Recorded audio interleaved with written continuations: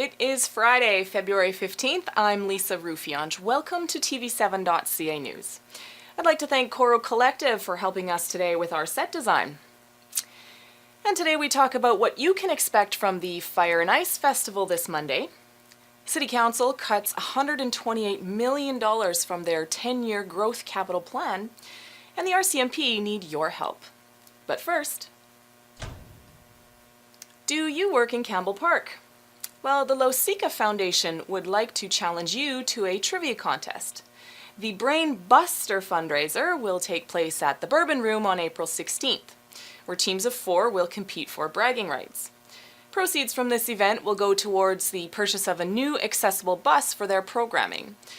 The St. Albert Foundation started in 1987 with concerned parents and friends of persons with disabilities living in St. Albert, meeting and discussing the future for their loved ones.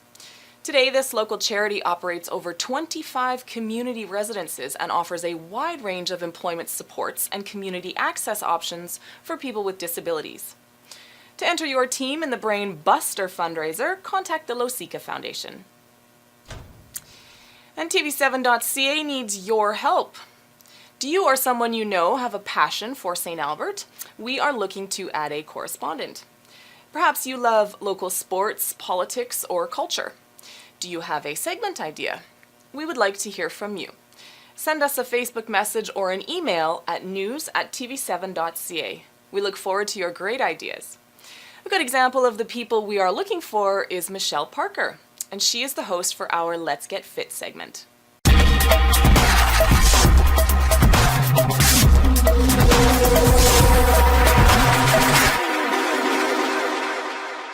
Welcome everyone. Today's topic is on hydration.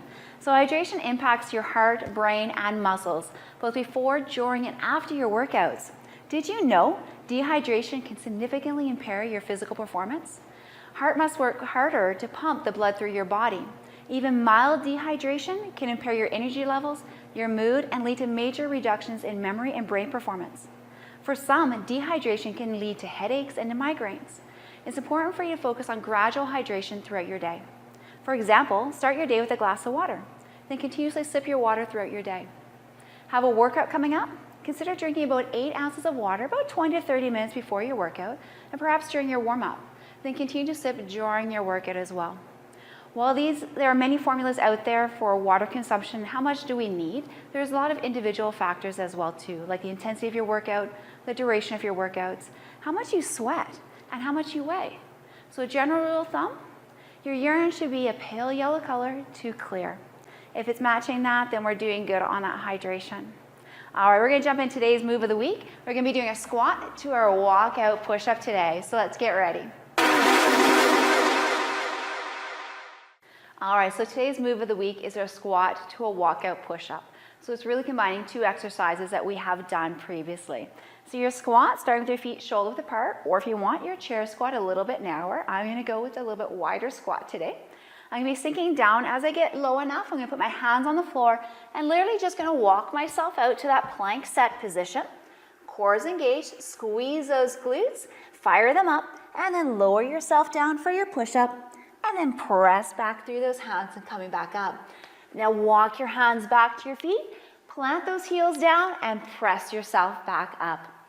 As a variation for this, depending on where you are today in your fitness level, you're gonna squat down, hands are on the ground, come back out to that plank position, but drop down to your knees, give yourself that push-up, and then walk yourself back up. And press through those feet as you stand back up, and that is your walkout to push-up. For TV7.ca News, I'm Michelle Parker.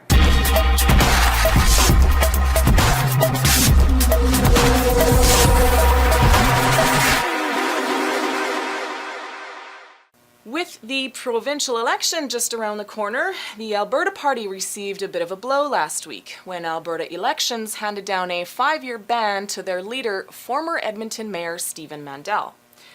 We talked to the Morinville St. Albert candidate Neil Koratash about his party's setback. Yeah, it's unfortunate. They didn't get their papers in on time, and I can't really speak to why or how that happened, but he came out, indicated that he didn't get his paperwork in on time. He's called every single candidate in the province and spoken with us individually, apologized, taken responsibility for not getting that in. But on the other hand, like the penalties that have been imposed by Elections Alberta and by the legislation are pretty severe for a nil report for a nomination contest that never even happened, right? No expenses, no revenues, no donations, and so yeah, I understand they're going to court on the 22nd, and we're confident that he'll be successful then. You know, this is really a case where the law is really too severe for what's happening. If you file your taxes late, you get a fine. If I am a high school teacher, if I submit my marks a day late, or I don't get my report card marks in on time, you know, that doesn't necessarily mean that I'm a bad teacher. It just means that there were extenuating circumstances and wasn't able to do that. So who among us hasn't missed a deadline before? I think this is just a very, very public deadline, and you know, unfortunately, the consequences are pretty severe. So I think he's got a pretty good chance of winning that on Friday. And St. Albert City Council this week has decided to remove a $20 million parkade off of the 10-year growth capital plan. The proposed 450-stall concrete parking structure was removed from the plan by a 5-2 vote, with councillors Ken McKay and Jackie Hansen opposing the cut. The parking structure wasn't the only infrastructure project that was slashed from the capital growth plan. An indoor aquatic facility, baseball parks, recreation facilities, and museum expansion were all part of the $128 million trim. With a projected deficit of over $300 million, the 10-year capital plan required some tough cuts. As pointed out during the meeting, some of the proposed improvements were based on a predictive model, not necessarily driven from community requests. As a result, proposed projects like the $3.7 million ballpark expansion were removed. Councillor Sheena Hughes added that just because people aren't lobbying directly to the council doesn't mean there isn't a demand for these projects. She also reminded her colleagues that current discussion isn't about approving the projects, only whether or not they should remain on the budget, requiring the council to debate them each budget year. The removal of projects such as the giant concrete parking structure from the 10-year plan only means that, for the time being at least, the issue is off the table. The entire council meeting is available for you to watch on the city's website. And the St. Albert RCMP need your help to identify the suspect in a November break into a residence located on Nemo Terrace. The suspect was caught on security video at the residence and had pried open a walkout basement door. 2 vehicle keys were stolen belonging to the homeowner, but the culprit did not disturb anything else in the home. The suspect's description was male Caucasian or light-skinned, approximately 5'8" in height and medium to thin build, wearing a dark hoodie with white stripes on the sleeves and white writing on the front. If you have any information about this crime and would like to remain anonymous, please contact Crime Stoppers at 1-800-222-TIPS. That's 1-800-222-8477. And yesterday was Valentine's Day, but no matter what the occasion, flowers can make any day special. This flower was provided to us by Charmed Floral Design in Ainsdale, and they are this week's Business Spotlight.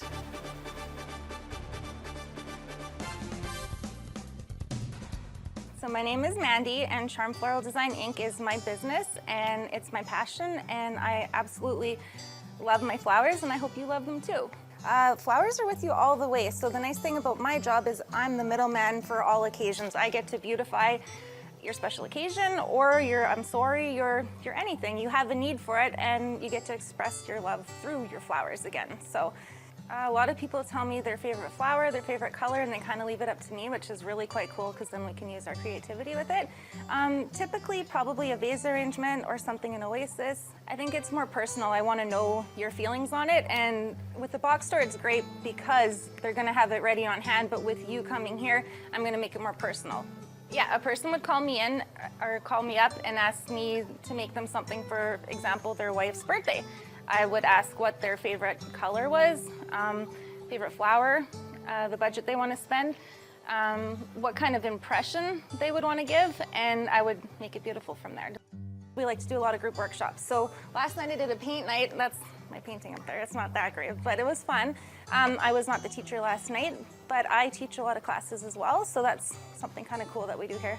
So what I offer with the group workshops is a night out with fun, and you can bring a friend and you get to learn a little bit about flowers, how to arrange them yourself, and you get to take home your masterpiece. Like, everybody loves it. It's pretty awesome. And if you're struggling or need help, I come over and help. It's no problem, and everybody's are unique and different and beautiful, and I'm always super proud. So. Well, I moved here in grade 9 from BC, and I actually lived in Aikinsdale. I went to Gish, I went to Paul Kane, and when I was looking for my flower shop location, I looked everywhere, and when I found this one, it's big, it's accommodating to the group workshops because it's so large, and I was back in my roots, so it worked out really good. So come down and check out the store and say hi to me. This Family Day, the St. Albert Firefighters will be hosting the Fire and Ice Festival at Lacombe Park. This annual event includes a kids firefighter obstacle course, petting zoo, fun crafts, skating, and pond hockey. Throughout the day, there will be sleigh rides, temporary tattoos, ice carvers, and fire trucks. The fire artist performance will be at 1:30 and 2:30 p.m. And if you're looking to keep warm, they will also provide fire pits, hot chocolate, coffee, free hot dogs, and of course, s'mores. Bring your family and your leashed dogs to this sure-to-be-fun event, starting at 12 and going until 4. Please note there will be no parking at Lacombe Lake, however there will be a free park and ride from Belrose Composite High School, which will start at 11:50 a.m. and run every 10 minutes until 4:30. Dogs will be permitted on the bus where space allows. And Crystal Lucier talks about disability credits on this week's Financial Focus. I want money. Let's talk about disability and tax credits. We often hear disability and tax credits kind of thrown around in terms. Disability credits help people with disabilities and their caregivers reduce their taxes payable. Eligibility for disability or disability tax credits are based on what kind of disability you have. What is considered a disability? Well, to be eligible for a disability tax credit or as a caregiver of somebody with a disability, the individual has to either be blind, have restricted basic active daily life function, which means that they have mental issues, can't feed themselves, can't dress themselves, have hearing disability, or on life-sustaining therapy. The disability has to be prolonged, meaning that it has existed or is planned to exist for more than 12 months, and has to be present and substantiated. If you have a disability or live with somebody that has a disability, you can get a lot of these credits by having your doctor and yourself or the guardian of the person with a disability fill out disability certificate information and filing that with CRA. This is a substantial tax reduction or tax credit. It's a non-refundable tax credit, but will help you on your taxes. It will help provide additional medical care or those types of things. So it is important that if you do have somebody with a disability that you either look into it or talk to a professional and get the paperwork started. It's often unknown as well that there are certain unseen disabilities that can qualify, such as autism, ADHD, mental deficiencies, and those types of things. So if you are curious, reach out to somebody and find out more detail about this. I'm Crystal Lucier with TV7.ca. I want money.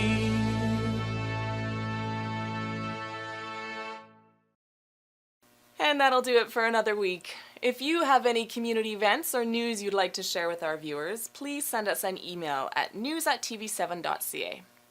From all of us here at TV7.ca, I'm Lisa Ruffiange. Have a great week.